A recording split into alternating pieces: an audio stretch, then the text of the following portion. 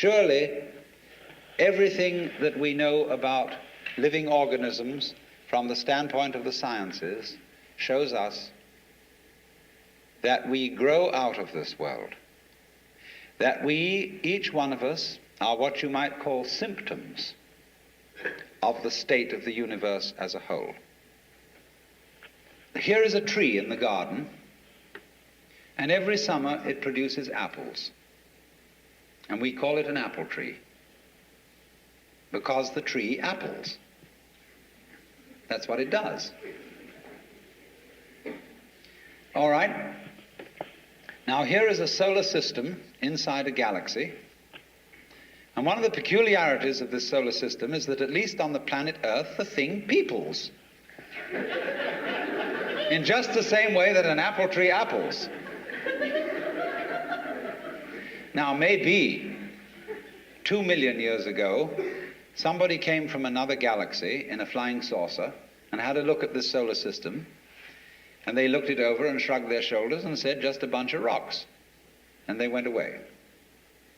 Later on, maybe 2 million years later, they came around and they looked at it again, and they said, excuse me, we thought it was a bunch of rocks, but it's peopling. And it's alive. After all, it has done something intelligent. Because you see, we grow out of this world in exactly the same way that the apples grow on the apple tree. If evolution means anything, it means that. As we study man or any other living organism and try and describe him accurately and scientifically, we find that our normal sensation of ourselves as isolated egos inside a bag of skin is a hallucination. It really is. It's absolutely nutty. Because when you describe human behavior, or the behavior of a mouse or a rat or a chicken or anything you want to describe, you find that as you try to describe its behavior accurately, you must also describe the behavior of its environment. Supposing I walk, and you want to describe the action of walking. You can't talk about my walking without also describing the floor. Because if you don't describe the floor and the space in which I am moving, all you will be describing is somebody swinging his legs in empty space. So as to describe my walking, you must describe the space in which you find me. You know, you couldn't see me unless you could also see my background, what stands behind me. See, if I myself, if the boundaries of my skin were coterminous with your whole field of vision, you wouldn't see me at all. And that would be the thing that filled your field of vision, that was the thing standing there. You wouldn't see me because in order to see me, you have to see not only what is inside the boundary of my skin, but you have to see what is outside it too. Now that's terribly important. Really, the fundamental, ultimate mystery, the only thing you need to know to understand the deepest metaphysical secrets is this: that for every outside there is an inside, and for every inside there is an outside. And although they are different, they go together. There is, in other words, a secret conspiracy between all insides and all outsides, and the conspiracy is this: to look as different as possible and yet underneath to be identical, because you don't find one without the other. Like Tweedledum and Tweedledee agreed to have a battle. Note that, agreed. So there is a secret. What is esoteric, what is profound, and what is deep is what we will call the implicit. What is obvious and on the open is what we will call the explicit. And I and my environment, you and your environment, are explicitly as different could be. but implicitly you go together. And this is discovered by the scientist when he tries, as the whole art of science is to describe what happens exactly. And when he describes exactly what you do, he finds out that your behavior is not something that can be separated from the behavior of the world around you. He realizes then that you are something that the whole world is doing. Just as when the sea has waves on it, all right, the sea, the ocean is waving. And so each one of us is a waving of the whole cosmos, the entire works, all there is. And with each one of us, it's waving and saying, yoo-hoo, here I am. Only it does it differently each time, because variety is the spice of life. But you see, the funny thing is, we haven't been brought up to feel that way. Instead of feeling that we, each one of us, are something that the whole realm of being is doing, we feel that we are something that has come into the whole realm of being as a stranger. When we were born, we don't really know where we came from, because we don't remember. And we think when we die, that's just going to be that. Some people console themselves with the idea that they're going to heaven, or that they're going to be reincarnated, or they're going to Summerland or something, you know. People don't really believe that. For most people, it's plausible. The real thing that haunts them is that when they die, they're going to sleep and never going to wake up. They're going to be locked up in the safe deposit box of darkness forever. But that all depends, you see, upon a false notion of what is oneself. Now, the reason why we have this false notion of ourselves is, as far as I can understand it, that we have specialized in one particular kind of consciousness. Being very general and rough, we have two kinds of consciousness. One I will call the spotlight, and the other the floodlight. The spotlight is what we call conscious attention. And that is trained into us from childhood as the most valuable form of consciousness. When the teacher in class says, "Pay attention," everybody stares and looks fast at the teacher like that. That's spotlight consciousness. Fixing your mind on one thing at a time. Concentrate. And even though you may not be able to have a very long attention span, nevertheless you concentrate. You use your spotlight, one thing after another, one thing after another. Flip, flip, flip, flip, flip, flip, flip, flip, like that. But we also have another kind of consciousness, which I'll call the floodlight. For example, you can drive your car for several miles with a friend sitting next to you, and your spotlight consciousness will be completely absorbed in talking to your friend. Nevertheless, your floodlight consciousness will manage the driving of the car, will notice all the stoplights, the other idiots on the road, and so on, and you'll get there safely, without even thinking about it. But our culture has taught us to specialize in spotlight consciousness and to identify ourselves with that form of consciousness alone. I am my spotlight consciousness. My conscious attention, that is my ego, that is me. And very largely we ignore the floodlight. Now, the floodlight consciousness is working all the time. Every nerve end that we have is its instrument.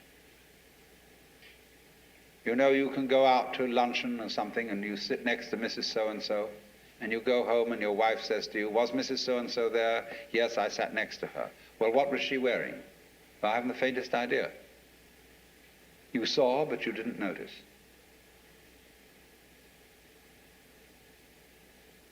Now, because we have been brought up to identify ourselves with the spotlight consciousness,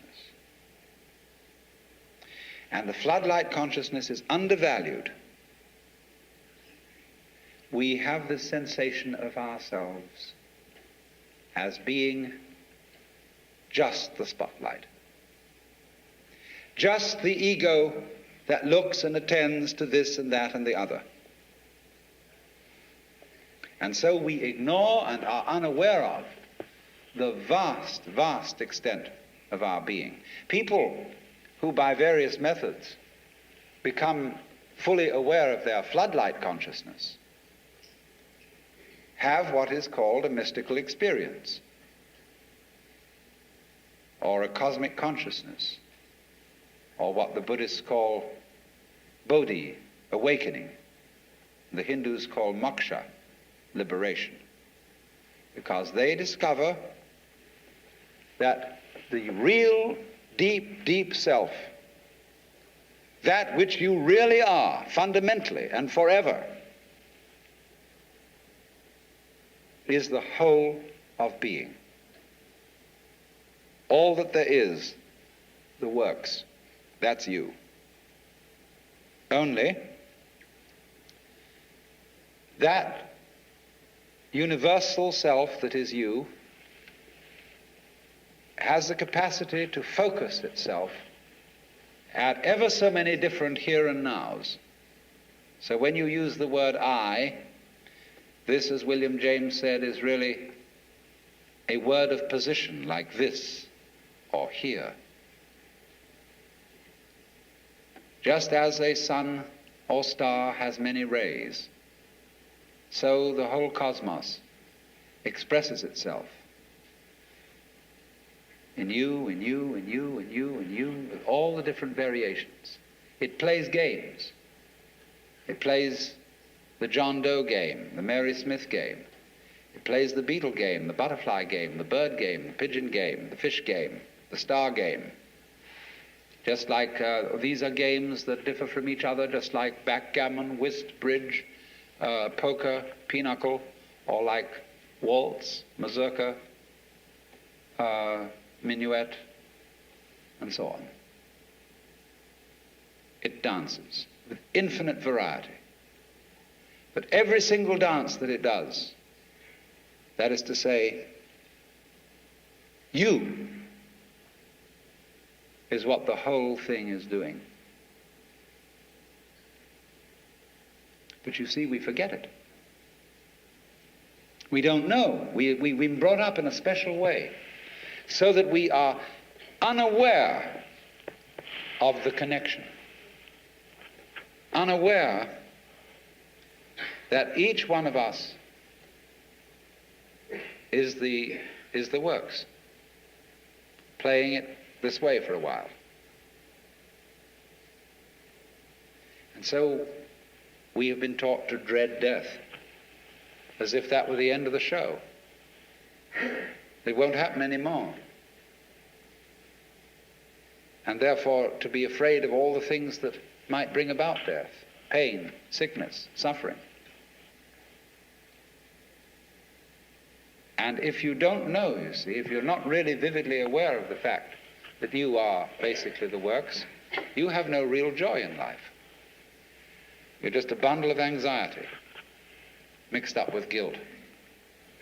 Because you see, when we bring children into the world, we play awful games with them.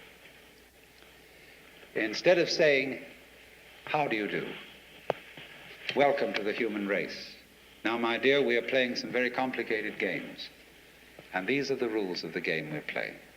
I want you to understand them, and then you learn them, and then when you get a little bit older, you may be able to think up some better rules." Instead of being quite direct with our children, instead we say, "You're here on probation, you understand that? And maybe when you grow up a bit, you'll be acceptable. But until then, you should be seen and not heard. You're a mess. And you've got to be educated and schooled and whipped until you're human." So that these attitudes which are inculcated into us in infancy go on into old age. The way you start out is liable to be the way you finish. So people going around fundamentally feeling that they don't belong, because their parents said to them in the first place, look, you don't really belong here. You're here on sufferance. You're on probation. You're not a human being yet. And people feel this right on into old age. And so they figure that the universe is presided over by this awful kind of God the Father parent, who, yes, has our best interest at heart, is loving, but who spares the rod spoils the child. Whom the Lord loveth, he chasteneth. So everybody's sort of, when's it going to hit next? So don't feel that they belong. So we get this ghastly, what I call Christian ego. It's a little bit Jewish too.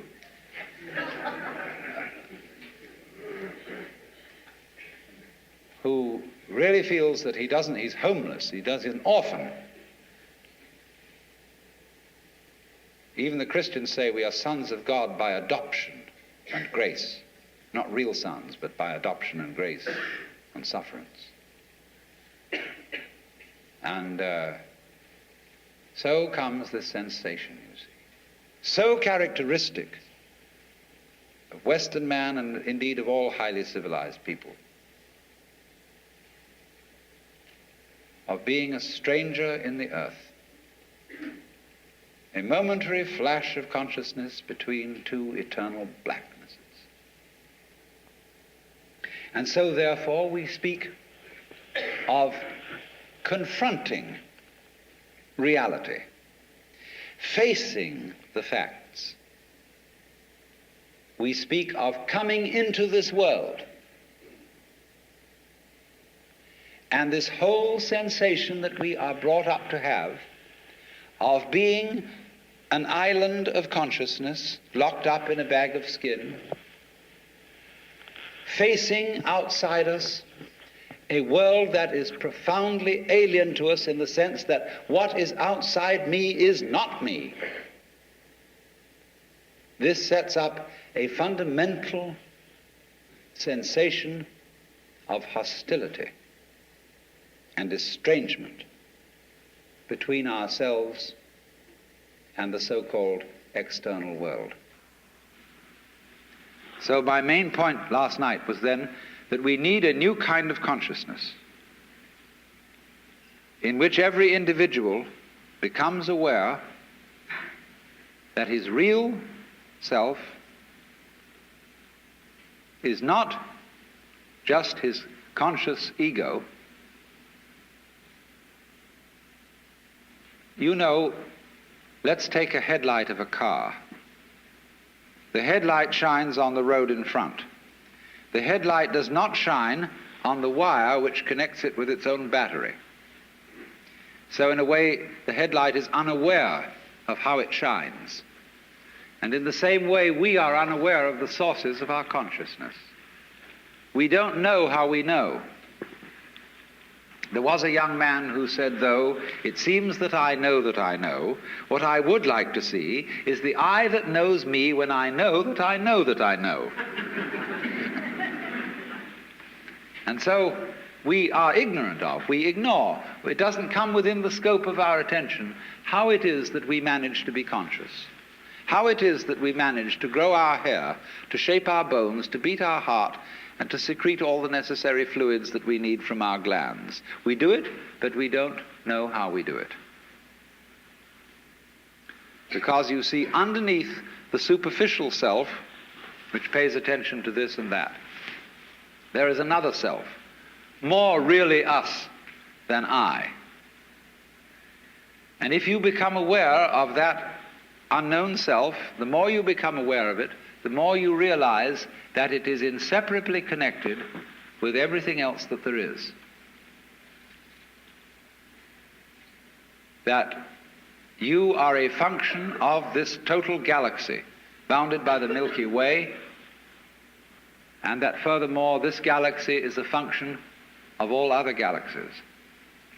And that vast thing that you see far off, far off, far off with telescopes, and you look and look and look, one day you're going to wake up and say, why, that's me. And in knowing that, you see that you never die. That you are the eternal thing that comes and goes, that appears now as John Jones, now as Mary Smith, now as Betty Brown, and so it goes forever, ever, ever.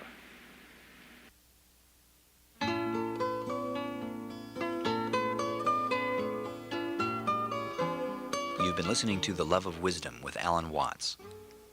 For a cassette copy of this program, call 1-800-969-2887, which is 1-800-WO-WATTS, or send $10 with your name and address to the Electronic University, P.O. Box 2309, San Anselmo, California, 94979. When you write, please include the name of your local station. Ask for tape number 1, Myth of Myself. You'll also receive the program Who Am I, which is included on the tape. If you have any comments about the program or would like further information about the spoken works of Alan Watts, please write us at the same address, the Electronic University, P.O. Box 2309, San Anselmo, California, 94979. The Love of Wisdom with Alan Watts is produced by the Electronic University. Our theme music is by Acoustic Alchemy. I'm Neil Harvey. Thank you for listening.